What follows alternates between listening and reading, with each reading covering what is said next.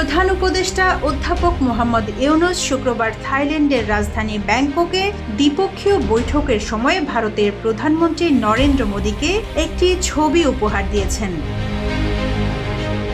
প্রধান উপদেষ্টার উপপ্রেস সচিব আবুল কালাম আজাদ মজুমদার বাসসকে জানিয়েছেন, ছবিটি 2015 সালের 3 জানুয়ারি ভারতের মুম্বাইয়ে অনুষ্ঠিত 102তম ভারতীয় বিজ্ঞান কংগ্রেসে অধ্যাপক ইউনূসকে স্বর্ণপদক প্রদানের। অন্যদিকে প্রধান উপদেষ্টার ফেসবুক পেজে একই তথ্য জানিয়ে বলা হয়, 102তম ভারতীয় বিজ্ঞান কংগ্রেসে অধ্যাপক ইউনূসকে স্বর্ণপদকটি দিয়েছিলেন ভারতের প্রধানমন্ত্রী নরেন্দ্র মোদী। ব্যাংককের শাংগ্রিলা হোটেলে ষষ্ঠ বিমস্টেক শীর্ষ সম্মেলন শেষে শুক্রবার স্থানীয় সময় মধ্যাহ্নের পর দুই প্রতিবেশী দেশের শীর্ষ নেতারা দ্বিপক্ষীয় বৈঠকে বসেন।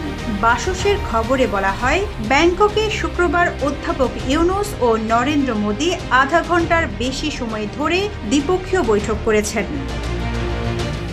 যমুনা ইলেকট্রনিক্স ঈদে ডাবল খুশি অফার সিজন 3, যে কোনো পণ্য কিনলেই পাচ্ছেন নিশ্চিত ঈদ উপহার। বৈঠকে বাংলাদেশের পক্ষ থেকে শেখ হাসিনার প্রত্যর্পণ সহ বিভিন্ন স্বার্থ সংশ্লিষ্ট বিষয় তুলে ধরা হয়। প্রধান উপদেষ্টার প্রেস সচিব শফিকুল আলম এই তথ্য জানিয়েছেন।